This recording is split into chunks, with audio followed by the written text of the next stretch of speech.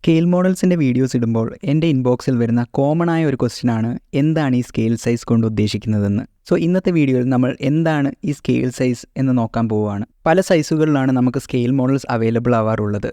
1:74 തൊട്ട് 1:10 വരെയൊക്കെ normally models available ആവാറുണ്ട്.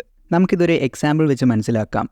Normally ഒരു കാറിന് 400 സെൻറ്റിമീറ്റർ ലെങ്തും 100 സെൻറ്റിമീറ്റർ വിഡ്ത്തും ഉണ്ടെന്ന് കൺസിഡർ ചെയ്യുക.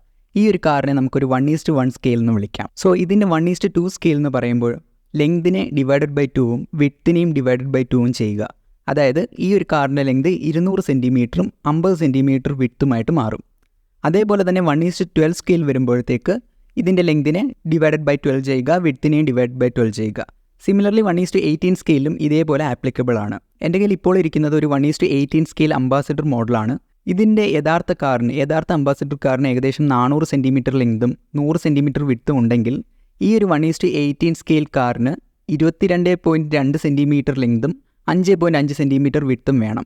ഇതാണ് സ്കെയിൽ സൈസ് കൊണ്ട് ബേസിക്കലി ഉദ്ദേശിക്കുന്നത്. സ്കെയിൽ മോഡൽസിൻ്റെ പ്രൈസ് ഡിറ്റർമൈൻ ചെയ്യുന്നതിൽ ഈ ഒരു സ്കെയിൽ സൈസ് വളരെ ഒരു ഇമ്പോർട്ടൻറ്റ് ഫാക്ടറാണ്. യൂഷ്വലി 1:18 സ്കെയിൽ മോഡൽസിനെല്ലാം ഏകദേശം 5000 രൂപയിൽ നിന്നാണ് പ്രൈസ് സ്റ്റാർട്ട് ചെയ്യുന്നത്. ഈ ഒരു വീഡിയോ ഇൻഫർമേറ്റീവായി തോന്നിയെങ്കിൽ നമ്മുടെ ചാനൽ ഫോളോ ചെയ്യാൻ മറക്കല്ലേ. ഇനിയും ഇതുപോലുള്ള അടിപൊളി വീഡിയോസ് വരുന്നതാണ്. സോ അടുത്ത വീഡിയോയുമായി കാണുന്നവരേക്കും ബൈ.